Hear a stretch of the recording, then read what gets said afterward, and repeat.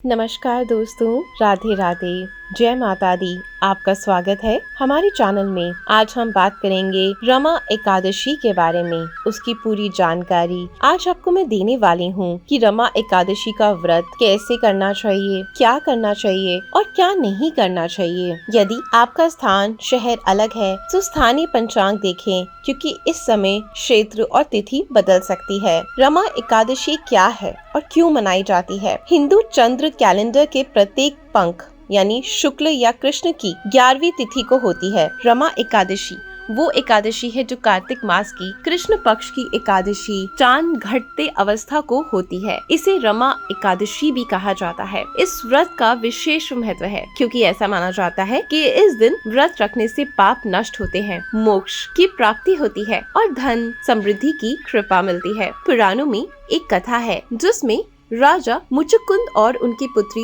चंद्रभागा से जुड़ी कथा वर्णित है, जो व्रत के महत्व को दर्शाती है। वर्ष 2025 में रमा एकादशी 17 अक्टूबर 2025 शुक्रवार को होगी। एकादशी तिथि प्रारंभ होगी 16 अक्टूबर सुबह और समाप्त हो जाएगी 17 अक्टूबर की सुबह को। व्रत खोलने का शुभ समय 18 अक्टूबर की सुबह होगा, लगभग 6:23 से लेकर 8:40 के बीच। अब हम जानेंगे कि इस व्रत को हमें कैसे करना है, यानी व्रत की विधि। व्रत करने वाले इंसान को जल्दी उठना है और शुद्ध होकर स्नान करना है। समय पर उठकर सूर्य को अर्घ दें, पूजा करें और आरती करें। व्रत का संकल्प लें। मैं राम एकादशी का व्रत भगवान विष्णु, रमा लक्ष्मी को समर्पित कर रही हूँ। संकल्प करते समय अपना नाम, माता पिता का नाम जरूर बताएं और संकल्प लें। भगवान विष्णु और माता लक्ष्मी की पूजा करें। तुलसी, अक्षत, पुष्प, धूप, दीप आदि से पूजा करें। रमा एकादशी व्रत कथा सुनना और पढ़ना बहुत शुभ माना जाता है। विष्णु भगवत नाम जाप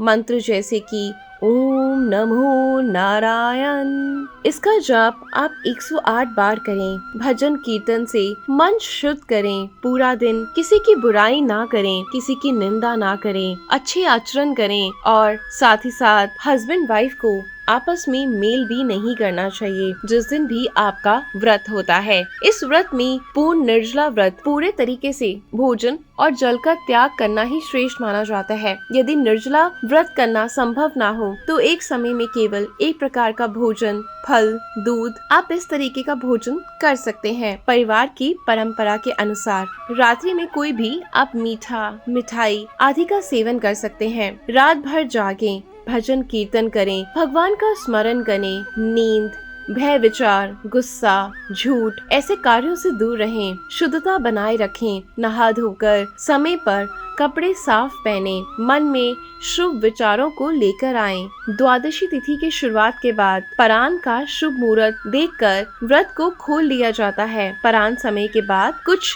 आसित यानी आप प्राकृतिक भोजन ग्रहण करना चाहिए, जैसे हल्का भोजन जो पचने में आसानी हो। परान के बाद पूजा और भगवान को धन्यवाद देना चाहिए कि आपका व्रत अच्छे से पूरा हो गया है, पूरी शुद्धता के साथ, पूरे अच्छी पूजा पाठ के साथ। व्रत के दिन हमें क्या करना चाहिए, क्या नहीं, अब हम ये जानेंगे। व्रत के दिन शुद्ध तन, मन, वचन हमें रखने चाहिए। भगवान विष्णु और माता लक्ष्मी की पूजा करनी चाहिए। मंत्रों का जाप करना चाहिए। भजन कीर्तन करना चाहिए। व्रत कथा सुननी या पढ़नी चाहिए। इस दिन हमें दान जरूर करना चाहिए। वस्त्र दान, भोजन दान, दूसरों के प्रति दया, करुणा और शुद्ध विचार रखना चाहिए।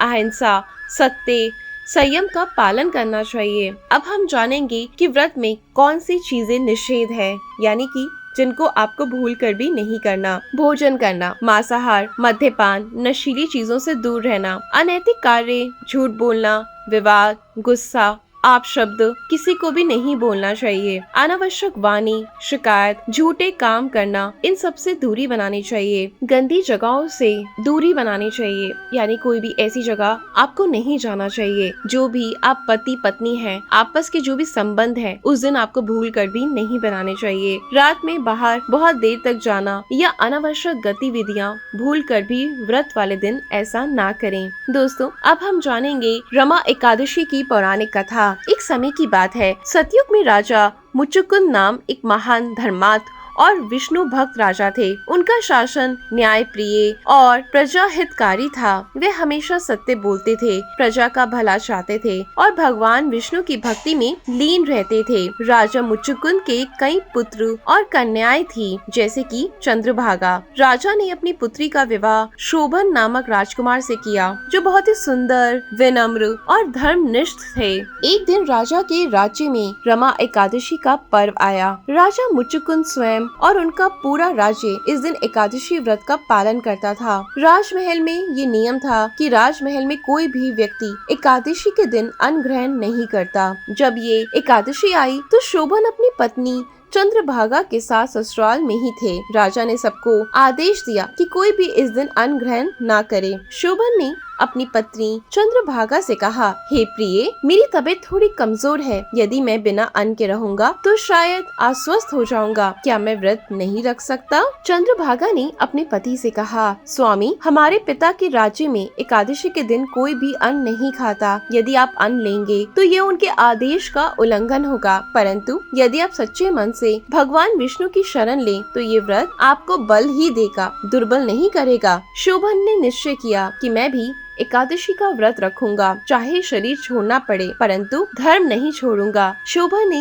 एकादशी का उपवास किया, परंतु उनका शरीर दुर्बल था, इसलिए अगले दिन द्वादशी के सूर्य उदय से पहले ही उन्होंने देह त्याग दी। राजा ने उनका अंतिम संस्कार विधिवत किया। राजकुमारी चंद्रभागा बहुत दुखी हुई, परंतु ये मानकर कि ये भगवान की इच्छा थी, उसने अपने व्रत और भक्ति को जारी रखा। कुछ समय बाद एक संत महात्मा उसी क्षेत्र से जा रहे थे। उनके ध्यान में ये आया कि शोभन ने एकादशी व्रत किया था, इसलिए उन्हें विष्णु लोक के समान एक दिव्य नगर प्राप्त हुआ। वह नगर इतना सुंदर था कि चारों ओर स्वर्ण, हीरे, रतन जड़े हुए थे। उसमें हर जगह सुख, सौंदर्य और शांति थी, क्योंकि एकादशी व्रत का पुण्य ऐसा था। संत ने शोभन से पूछा, हे राजन, ये नगर आपको कैसे मिला? शोभन ने उत्तर दिया, ये सब रमा एकादशी का व्रत करने का फल है।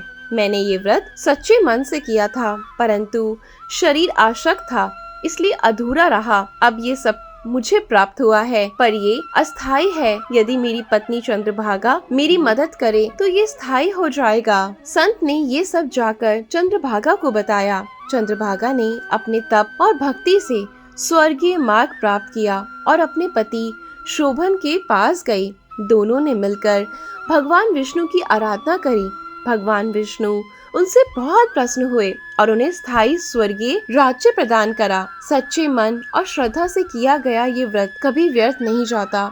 ये व्रत पापों को नाश करके मोक्ष का मार्ग दिखाता है। पति और पत्नी अगर ये व्रत करते हैं पूरी भक्ति के साथ, विश्वास के साथ, तो उनके जीवन में सुख समृद्धि आती है। भगवान विष्णु और माता लक्ष्मी की कृपा से व्यक्ति के जीवन में शांति, धन और सुख की वृद्धि होती है। आशा करती हूँ इस वीडियो से आपको रमा एकादशी के व्रत की खूब सारी जानकारी मिल पाई होगी। तो बस आप भी अपने जीवन को अगर सुखमय बनाना चाहते हैं तो इस व्रत का पूरे निष्ठा से, पूरी श्रद्धा से पालन करें। जय माता दी।